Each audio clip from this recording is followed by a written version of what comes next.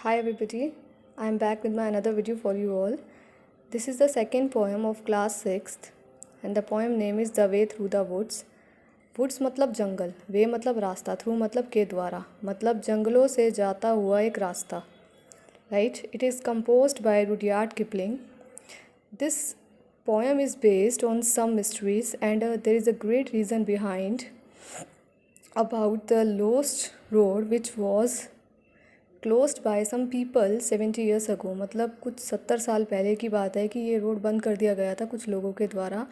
तो कवि इसमें ये पता लगाना चाहता है कि क्या ये रोड अब भी है, अगर है तो कौन है वहाँ पर, कौन है कीपर जो वहाँ की टेक केयर कर रहा है. तो let's read it and find out.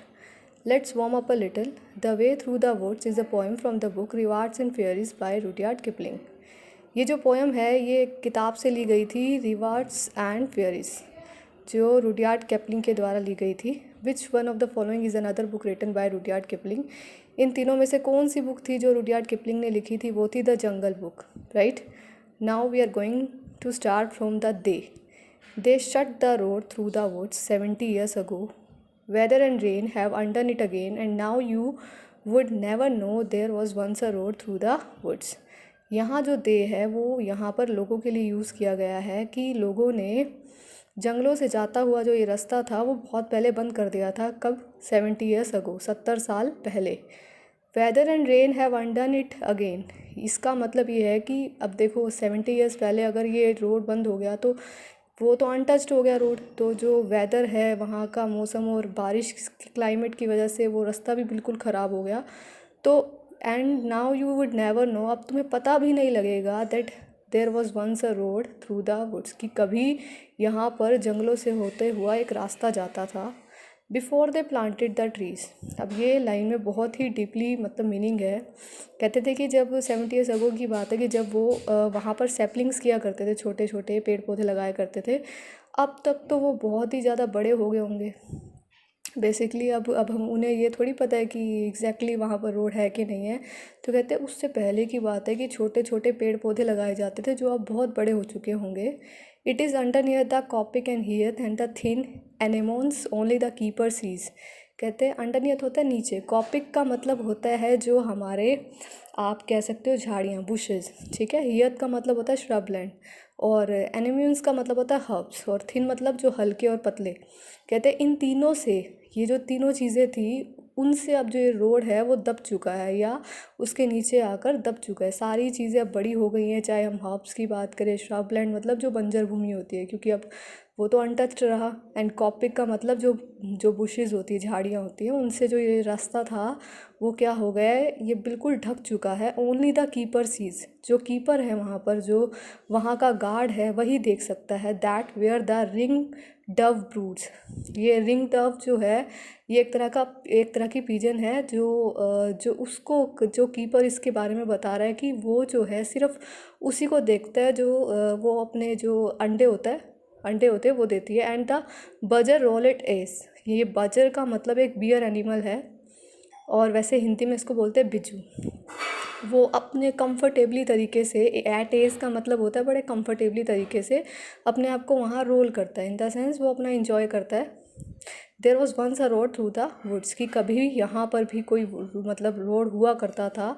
तो ये हैरानी वाली बात है. तो कभी ये कहना चाहता है कि एक टाइम था कि शायद यहाँ पर कोई रोड हुआ करता था लेकिन अब भी कीपर जो है उसको ये सारी एक्टिविटीज़ पता हैं. Yet it you enter the woods of a summer evening late. फिर भी अगर आप कभी एंटर करते हो जंगलों में of a summer evening late, गर्मियों में शाम को अगर आप लेट जाओ वहाँ. When the night air cools on the trout ringing pools. When the night air cools, जब ठंडी हवा रात को बहती है या चलती है तो वहाँ पे जो फिशेज़ होती है, ट्रॉट का मतलब होता है फिश, वो रिंगिंग पूल्स मतलब जो तालाब होता है उनमें वो उछाल मारती है, इंजॉय करती है.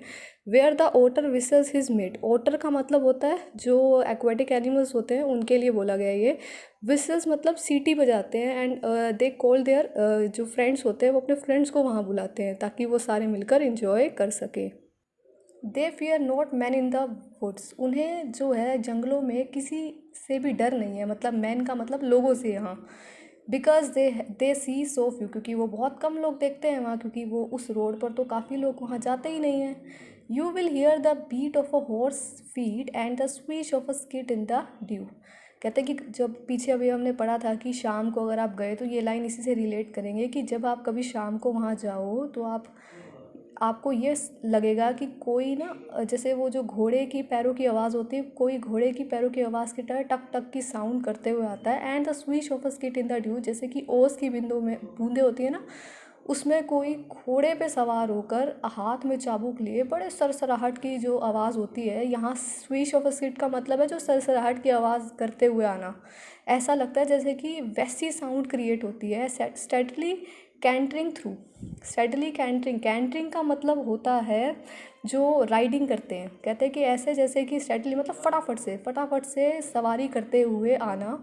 थ्रू द मिस्टी सॉलिट्यूड, मतलब कैसे कि अकेले, जैसे मिस्टी होते हैं धुंधलापन, कहते हैं कि धुंधलापन में अकेले में सवार होकर जैसे कोई घोड़े पर सवार होकर हाथ में चाबुक लिए फटाफट से सरसराहट की आवाज़ लिए जैसे वहाँ से जा रहा हो। एज थो, हालांकि दे परफेक्टली न्यू, उन्हें अच्छे से ये पता था, the old lost road through the woods, की जो वो खोया हुआ रोड है वो उस जंगलों से जाता है। But there is no road through the woods, लेकिन इन जंगलों से अब कोई भी रोड नहीं जाता। कवि ने ये एक्सप्रेस किया है कि पहले के टाइम में ऐसा था कि यहाँ पर कोई रोड हुआ करता था, लेकिन वो अब एडमिट कर रहा है कि अब जो है यहाँ पर कोई ऐसा रोड नहीं है। Thank you.